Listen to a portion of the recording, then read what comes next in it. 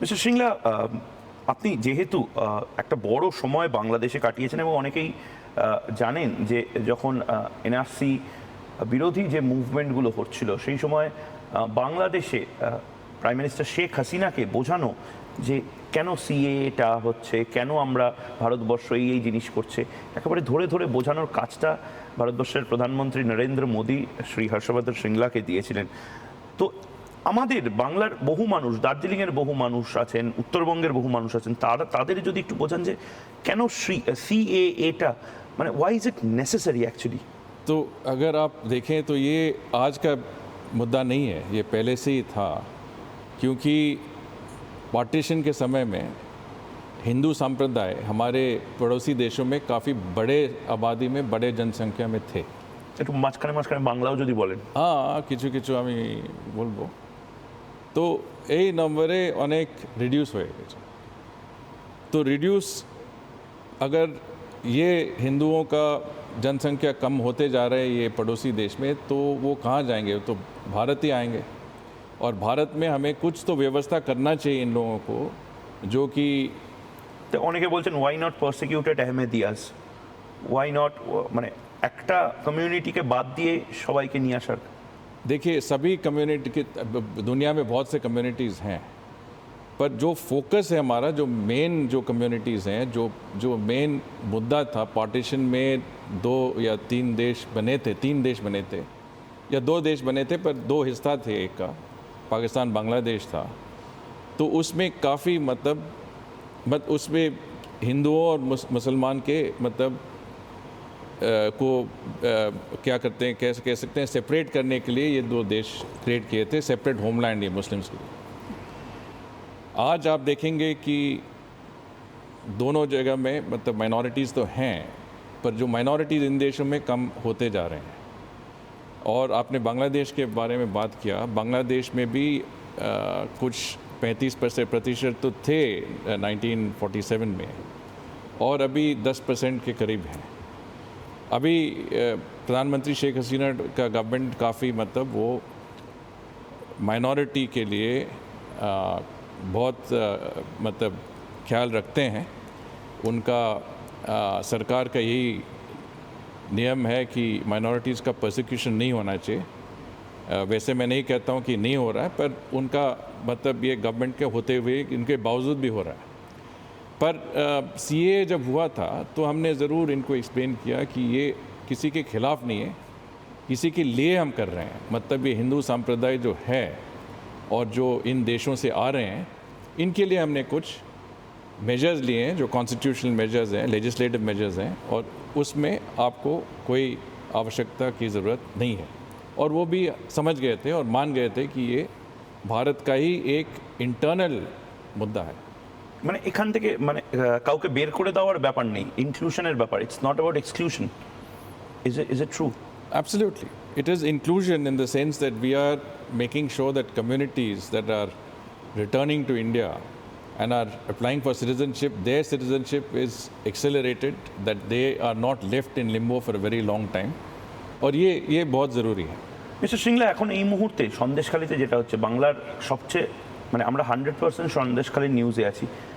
বেঙ্গল দেখতে পাচ্ছে যেভাবে একজন মানে পুরো স্টেটটাকে যেন র্যানসামে নিয়েছে। High court is also saying Sheikh Shahjahan, the Trinamool backed mafia. কি বলবেন, মমতা বন্দ্যোপাধ্যায় কি এই জায়গাগুলো জাস্ট ফ্র্যাঙ্কেনস্টাইন বানানোর জন্য দিচ্ছেন? কারণ আমি তো রাজনীতি না, আমি তো সাধারণ মানুষের দিশায় বলবো। अब বহু সাধারণ মানুষও, lots of women are giving টেস্টিমনিজ about being raped, being tortured. इसमें जो मैं देख रहा हूँ मतलब ऑर्डिनरी इंडिविजुअल के बेसिस से, अगर लोगों का ज़मीन छीना जाता है, महिलाओं का इज़्ज़त लूटा जाता है,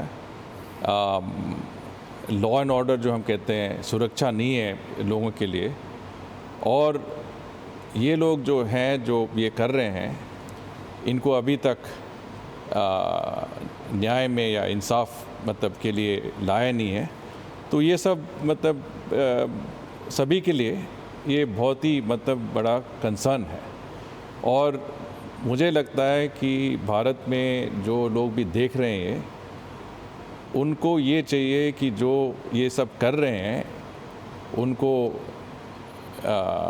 मतलब एप्रीहेंड होना चाहिए और जो लॉ एंड जस्टिस जो है या तो न्याय है इन लोगों को मिलना चाहिए जो मतलब इसके विक्टिम्स हैं और ऐसा काफ़ी कोई इंस्टेंसेस हैं और ये नहीं होना चाहिए। आज का भारत में ये सब बिल्कुल नहीं होना चाहिए।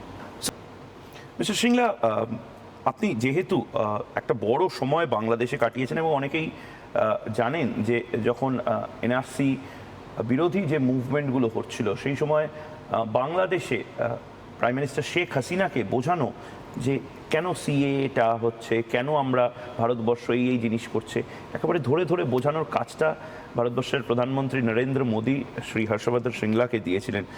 তো আমাদের বাংলার বহু মানুষ, দার্জিলিংয়ের বহু মানুষ আছেন, উত্তরবঙ্গের বহু মানুষ আছেন, তাদের যদি একটু বোঝান যে কেন সিএএটা মানে why is it necessary actually. तो अगर आप देखें तो ये आज का मुद्दा नहीं है, ये पहले से ही था क्योंकि पार्टीशन के समय में हिंदू संप्रदाय हमारे पड़ोसी देशों में काफ़ी बड़े आबादी में बड़े जनसंख्या में थे। একটু মাঝখানে মাঝখানে বাংলাও যদি বলেন। हाँ কিছু কিছু আমি বলবো। তো এই নম্বরে অনেক রিডিউস হয়ে গেছে। तो रिड्यूस अगर ये हिंदुओं का जनसंख्या कम होते जा रहे हैं ये पड़ोसी देश में तो वो कहाँ जाएंगे, तो भारत ही आएंगे और भारत में हमें कुछ तो व्यवस्था करना चाहिए इन लोगों को जो कि তো অনেকে বলছেন why not prosecuted Ahmadiyyas, why not মানে একটা কমিউনিটিকে বাদ দিয়ে সবাইকে নিয়ে আসার। देखिए सभी कम्युनिटी के दुनिया में बहुत से कम्युनिटीज़ हैं पर जो फोकस है हमारा जो मेन जो कम्युनिटीज़ हैं जो मेन मुद्दा था पार्टीशन में 2 या 3 देश बने थे, 3 देश बने थे या 2 देश बने थे पर 2 हिस्सा थे, एक का पाकिस्तान बांग्लादेश था। तो उसमें काफ़ी मतलब उसमें हिंदुओं और मुसलमान के मतलब को क्या करते हैं कह सकते हैं सेपरेट करने के लिए ये 2 देश क्रिएट किए थे, सेपरेट होमलैंड ये मुस्लिम्स के लिए। आज आप देखेंगे कि दोनों जगह में मतलब माइनॉरिटीज़ तो हैं पर जो माइनॉरिटीज़ इन देशों में कम होते जा रहे हैं।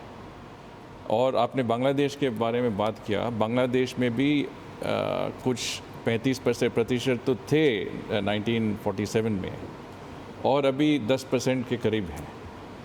अभी प्रधानमंत्री शेख हसीना का गवर्नमेंट काफ़ी मतलब वो माइनॉरिटी के लिए बहुत मतलब ख्याल रखते हैं।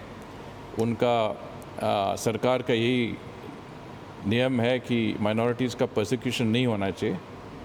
वैसे मैं नहीं कहता हूँ कि नहीं हो रहा है पर उनका मतलब ये गवर्नमेंट के होते हुए इनके बावजूद भी हो रहा है।